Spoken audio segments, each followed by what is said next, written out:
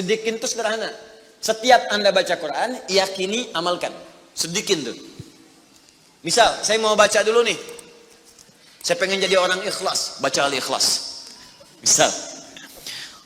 Qul huwallahu ahad, Allahus samad, lam yalid wa lam yakul lahu. Lihat terjemahannya, lihat keterangannya, yakini itu, jangan ragu. Dan praktekkan dalam hidup. Qul huwallahu ahad, katakan hanya Allah yang esa. Sudah, berarti jangan katakan yang lain-lain. Komit dengan tauhid itu. Komit dengan keislaman kita. Jaga betul dengan baik. Allahus samad, Allah tempat bergantung. Serahkan semua urusan kepada Allah.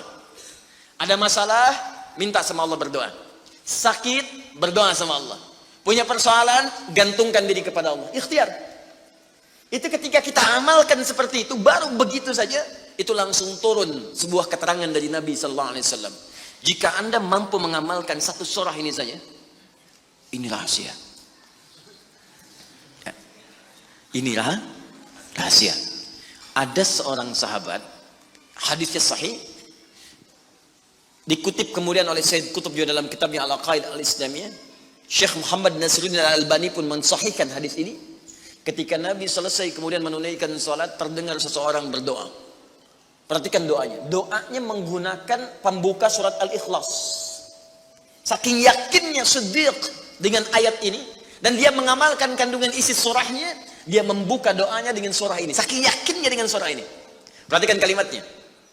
Allahumma ushhidu bi annaka antal ahadus samad, alladzi lam yalid wa lam yulad wa lam yakul lahu kufuwan ahad. Allahumma inni as'aluka an taghfira liya. Hadisnya sahih.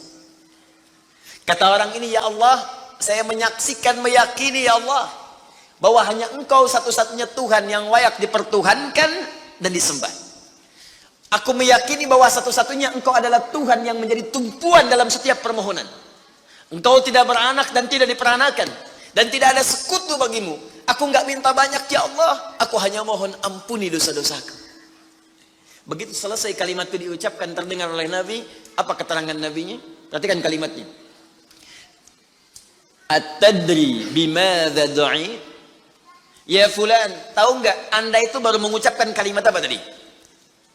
Apakah engkau paham? Engkau baru mengucapkan kalimat apa tadi dalam berdoa? Kata orang ini, wallahu wa rasuluhu a'lam. Ya Rasul, saya enggak paham apa yang dimaksudkan kecuali Allah dan Rasul yang lebih mengetahui. Ini adab. Adab, walaupun gini, kalau Anda sedang mengerjakan sesuatu dan Anda paham dengan itu, kalau ada orang lebih pintar daripada kita, ustadz, ulama, apalagi nabi, nanya pada kita, maka adabnya bilang aja nggak tahu. Karena boleh jadi mereka memiliki hikmah yang belum sampai kita kepadanya. Kalau kita jawab, saya tahu ya Rasul, nggak akan nyampe kalimat nanti. Ya. Jadi kalau Anda sedang mengerjakan sesuatu, zikir misalnya, la ilaha illa anta subhanaka inni kuntu minadh dhalimin. Tanya ustaz, datang ustaz, masya Allah pak, zikirnya bagus banget. Tahu nggak maksudnya? Tahu, lewat tuh ustaz udah. Bilang aja belum ustaz, Allah Rasulullah alam. Oh begitu. Kalau belum kenapa dibaca? Ya saya pernah dengar saja, maka diterangkan. Begini maksudnya pak, begini. Anda dapat ilmu baru. Makanya sahabat seringkali kalau ditanya Rasulullah, bilangnya Allah Rasulullah alam. Allah Rasulullah alam. Supaya dapat ilmu baru. Itu diantara rumus di ilmu hadis. Ini kadang-kadang orang kita sekarang sahabat bukan, tabiin bukan, tanya tahu semua. Bahkan saat ditanya buka Google dulu. Ya udah, ngapain ada ustaz? Allah wa rasuluhu a'lam. Maka apa jawab Nabi? Laqad da'uta bi asma'illahil a'zam. Di riwayat lain bismillahil a'zam. Idza du'iya biha ajab wa idza su'ila biha a'ta. Tahukah Anda? Kata Nabi, Anda baru saja berdoa dengan menyebutkan dengan yakin semua sifat-sifat Allah yang maha tinggi. Nama-nama Allah yang tertinggi. Nama Allah yang tertinggi, nama tauhidnya, Al-Ahad, nama tertinggi. Karena dengan itulah nama ini Allah ditakdiskan, dikuduskan.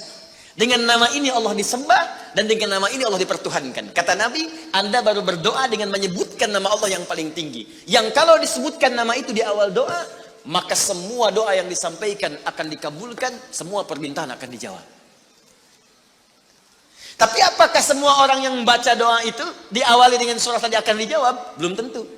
Kalau tidak ada praktek sedikit dalam jiwanya. Orang dulu minta dijawab, orang sekarang sama kalimatnya. Usyhadu bi annaka antallahul ahad, as-samad, alladzi lam yalid wa lam yulad wa lam yakul lahu kufuwan ahad.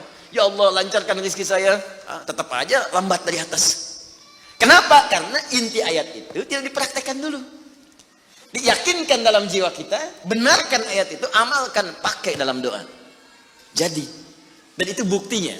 Rabbin fa'ana bima 'allamtana, Rabbi 'allimna alladzi yanfa'una, nabi ta'allumi wa tawassalna bi ta'limi, antarzuqanal wasi'a wa antarzuqanal amana